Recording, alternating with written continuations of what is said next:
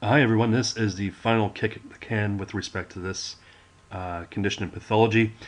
Things you should talk about, again, towards the end of your assessment: joint play.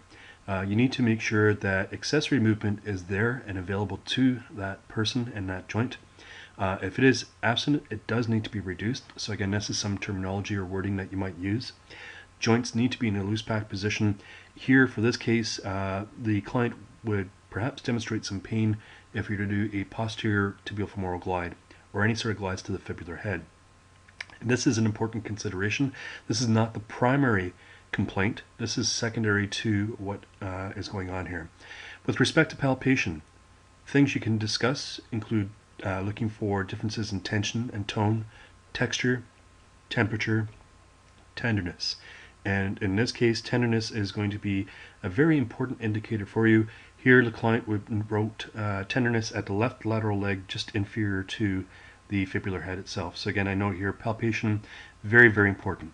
At the end of the day, the clinical impression is that this is a peroneal neuropathy, but that was not the initial diagnosis. I have also included the case study here for your review as well. Some distinctions between L5 and peroneal neuropathies. Again, some of the symptoms are the same. The signs would be different. So reflex changes perhaps with L5, not so much with peroneal neuropathies.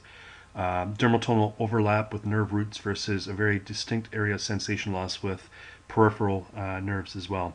So again, some considerations there and a couple of notes with respect to diabetic neuropathies in general. And I'll leave it for you to carry on the conversation on the discussion thread.